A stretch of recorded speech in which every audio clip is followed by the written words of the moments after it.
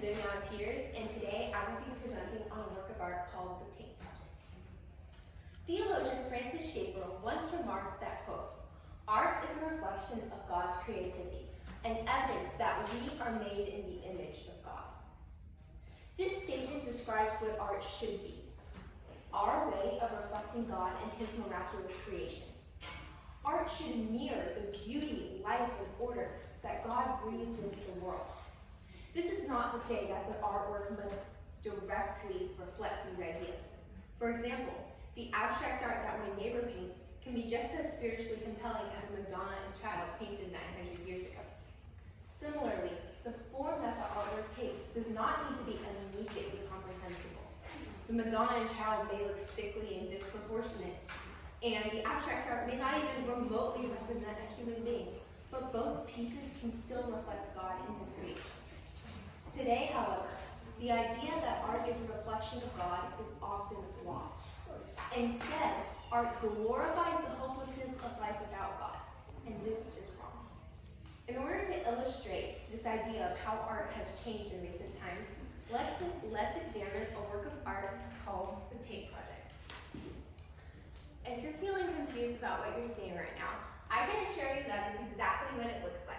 Pieces of tape, the kind you can buy at Office Depot or the post office, stuck directly on a blank museum wall. This work of art was created in 1976 by Jamie Davidovich, and I believe that rather than reflecting God in His creation, it denies it and presents a lifeless, orderless, and random image. God delights in life and color and beauty.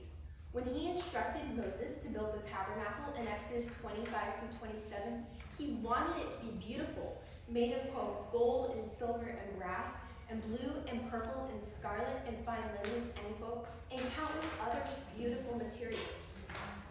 The materials that God chose came with detailed instructions to make them into beautiful objects. The very essence of the Tape Project is the opposite of the art that God desired Moses to create.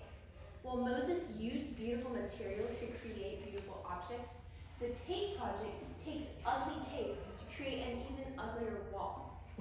This work of art cannot reflect God because it's simply not who God is. Instead, it presents a lifeless and colorless image. Not only is this work lifeless, but it's also random. As you can see, at least I hope you can see, the picture's not amazing, but the pieces of tape have been randomly scattered across the wall with no order or pattern. We know that God's creation is not random.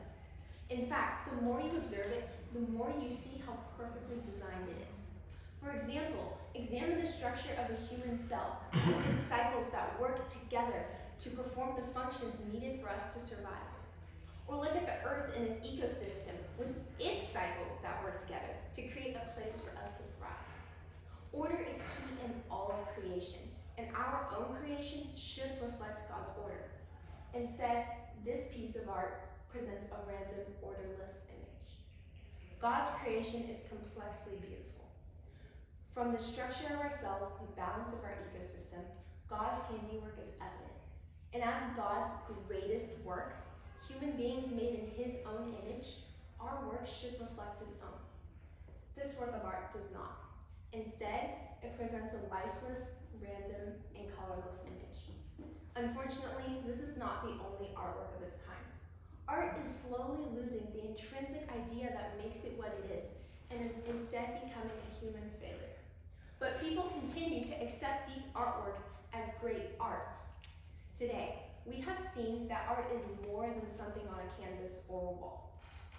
It is a beautiful reflection of God and His creation, and, quote, evidence that we are made in His image.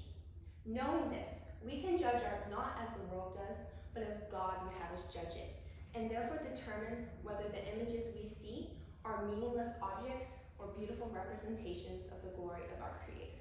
Thank you.